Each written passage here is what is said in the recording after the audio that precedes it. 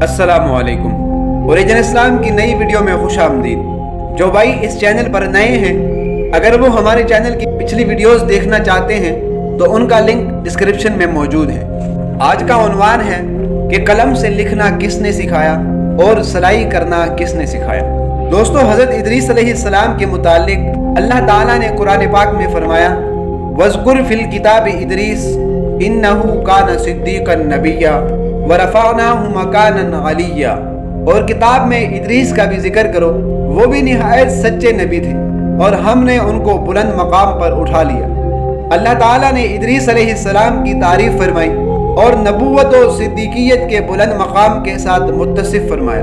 हज़रत इदरीस अलैहिस्सलाम मिस्र के शहर मनफ में पैदा हुए। बाज़ अहले इल्म का ख्याल है कि आप अलैहिस्सलाम बाबल शहर में पैदा हुए और फिर हिजरत करके मिस्र चले गए। माहिरीन अंसाब ने हुजूर पाक सल्लल्लाहु अलैहि वसल्लम के सिलसिले नसब में इनका जिक्र किया है। अल्लाह पाक ने हज़रत आदम अलैहिस्सलाम और हज़रत शीस अलैहिस्सलाम के बाद सबसे पहले हज़रत इदरीस अलैहिस्सलाम को नबूवत से सरफराज फरमाया। कुरान करीम में हज़रत इदरीस अलैहिस्सलाम का नाम दो मकाम पर आया है। एक सूरह अंबिया आयत नंबर 85, दोम सूरह मरियम आयत नंबर 56। दुनिया में सबसे पहले कलम से लिखने वाले हज़रत इदरीस अलैहिस्सलाम थे। हज़रत आदम अलैहिस्सलाम हज़रत इदरीस अलैहिस्सलाम की ज़िंदगी में 308 साल तक जिंदा रहे। हज़रत इदरीस अलैहिस्सलाम के नाम रखने की वजह और सबब ये बनी कि आप कसरत से पढ़ाया करते थे, इसलिए आपका लक़ब इदरीस हुआ। हज़रत इदरीस अलैहिस्सलाम के मौजिज़ात में से एक मौजिज़ा इल्म नुजूम में महारत भी है। हज़रत इदरीस अलैहिस्सलाम पिरहन सिया करते थे और हर दम अल्लाह का जिक्र और तस्बीह बयान करते थे और सलाई की उजरत किसी से नहीं लेते थे। एक दफ़ा अपने काम से फारिग होकर तशरीफ फरमा थे कि मलकुल मौत अल्लाह के हुक्म से इंसान की शक्ल में मेहमान के तौर पर आपके दरवाजे पर रात को आ पहुंचा। हज़रत इदरीस अलैहिस्सलाम साइमुद्दहर थे। जब शाम का वक़्त होता तो जन्नत से उनके लिए खाना लाया जाता था। हज़रत इदरीस अलैहिस्सलाम उस खाने से खा लेते और जो बच जाता वो दोबारा आसमानों की तरफ ले जाया जाता। उस दिन हज़रत इदरीस अलैहिस्सलाम ने अपना खाना मेहमान की खिदमत में पेश किया, लेकिन मुसाफिर मेहमान ने कुछ भी नहीं खाया और हज़रत इदरीस अलैहिस्सलाम के कदम पर कदम रख कर इबादत करते रहे। हज़रत इदरीस अलैहिस्सलाम ये देख कर मुताज्जिब हुए कि ये कौन है। जब दिन रोशन हुआ तो हज़रत इदरीस अलैहिस्सलाम ने उनसे कहा, ए मुसाफिर, चल सहरा में तुझे खुदा की कुदरत दिखाऊं। फिर दोनों बुजुर्ग घर से मैदान की तरफ निकल पड़े और एक गेहूं के खेत में से गुजरे। हज़रत मलकुल मौत ने फरमाया, यहाँ से कुछ न कुछ खा लेते हैं। हज़रत इदरीस अलैहिस्सलाम ने फरमाया, ताज्जुब है तुम पर, गुज़िश्ता रात हलाल खाना नहीं खाया और अब हराम खाना चाहते हो। फिर दोनों बुजुर्ग वहां से चले और चलते चलते एक अंगूर के बाग के पास से गुजरे तो मलकुल मौत ने कहा, यहाँ से कुछ खा लेते हैं। हज़रत इदरीस अलैहिस्सलाम ने फरमाया, गैर की मलकियत में तसर्रुफ करना हराम है। फिर चलते चलते एक बकरी पर नजर पड़ी। मलकुल मौत ने कहा, चलो इस बकरी को ज़िबा करके खा लेते हैं। हज़रत इदरीस अलैहिस्सलाम ने फरमाया, गैर की बकरी को ज़िबा करके खाना मना किया गया है। इसी तरह 3 दिन तक बाहम गुफ्तगू करते रहे, लेकिन हज़रत इदरीस अलैहिस्सलाम को पता ना चला कि ये कौन है। तब हज़रत इदरीस अलैहिस्सलाम ने उनसे कहा, खुदा का वास्ता जाहिर करो, तुम कौन हो। मलकुल मौत ने कहा, मैं इज़राइल हूँ, अल्लाह के हुक्म से आया हूँ। हज़रत इदरीस अलैहिस्सलाम फरमाने लगे, भाई क्या तुम ही सब लोगों की जान कब्ज़ करते हो। मलकुल मौत ने कहा, जी मैं ही हूँ। हज़रत इदरीस अलैहिस्सलाम ने कहा, क्या तुम मेरी जान कब्ज़ करने के लिए आए हो। मलकुल मौत ने कहा, नहीं, मैं तुम्हारे साथ खुशतबी करने के लिए आया हूँ। हज़रत इदरीस अलैहिस्सलाम ने फरमाया, 3 दिन से तुम मेरे पास हो, क्या तुमने किसी की जान कब्ज़ की है।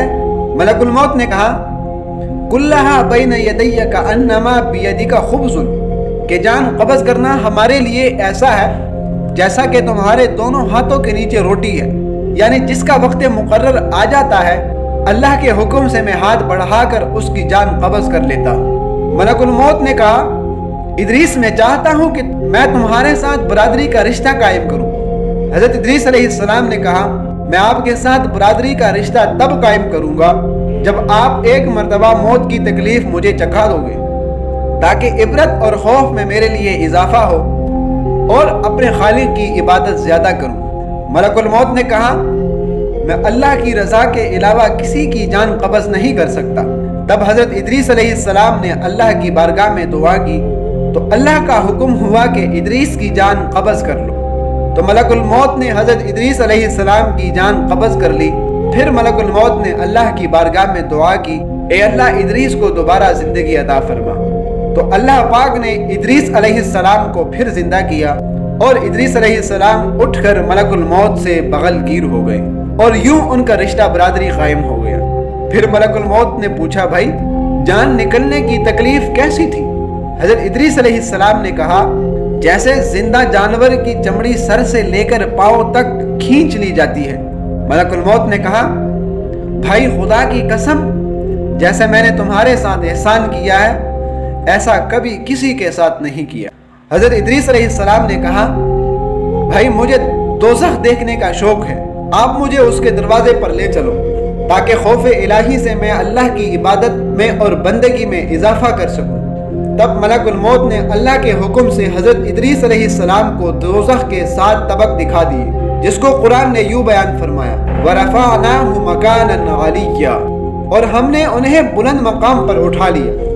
پھر حضرت ادریس علیہ السلام نے فرمایا بھائی مجھے جنت دیکھنے کی آرزو ہے تاکہ مجھے خوشی حاصل ہو اور میں اللہ کی عبادت میں اضافہ کر سکوں۔ اسرائیل علیہ السلام حضرت ادریس علیہ السلام کو اللہ کے حکم سے جنت کے دروازے پر لے گئے اور انہوں نے جب جنت کے مناظر اپنی آنکھوں سے دیکھے تو کہنے لگے بھائی میں نے جان نکلنے کی تلخی چکھ لی ہے اور دوزخ بھی دیکھ چکا ہوں، مگر میرا جگر پیاس کے مارے جل رہا ہے، اجازت ہو تو جنت سے جا کر ایک پیالہ پی لوں۔ تب اسرائیل علیہ السلام نے کہا تم مجھ سے واپس آنے کا وعدہ کر لو۔ سخت پیاس کی وجہ سے حضرت ادریس علیہ السلام نے واپس آنے کا وعدہ کر لیا اور بحکم الہی درخت طوبہ کے پاس اپنی نالین اتار کر جنت میں داخل ہوئے، کیونکہ واپس آنے کا وعدہ تھا اور نالین بھی درخت طوبہ کے پاس تھی، اس لیے واپس آ کر نالین اٹھا کر وعدہ پورا کر کے پھر ایک درخت کے پاس جنت میں جا کر بیٹھ گئے۔ کچھ دیر بعد ملک الموت نے کہا بھائی دیر مت کرو اور واپس آؤ۔ تو حضرت ادریس علیہ السلام نے جواب میں فرمایا اے میرے مشفق بھائی جبار عالم کا فرمان ہے کل نفس ذائقۃ الموت، کہ ہر نفس نے موت کا ذائقہ چکھنا ہے اور میں وہ چکھ چکا ہوں۔ اے میرے بھائی اب میں واپس ہرگز نہیں آؤں گا۔ دربار الہی سے آواز آئی اے اسرائیل ادریس کو چھوڑ کر چلے جاؤ، میں نے اس کی تقدیر میں یہی لکھا ہے۔ دوستو اگلی ویڈیو کے لیے آپ سے ایک سوال ہے کہ بت پرستی کا آغاز کیسے ہوا؟ اگر آپ میں سے کوئی اس سوال کا جواب جانتا ہے تو کمنٹ سیکشن میں اپنے جواب سے آگاہ کرے۔ اپنا خیال رکھیے گا، دعاؤں میں یاد رکھیے گا۔ اگلی ویڈیو تک کے لیے اللہ حافظ۔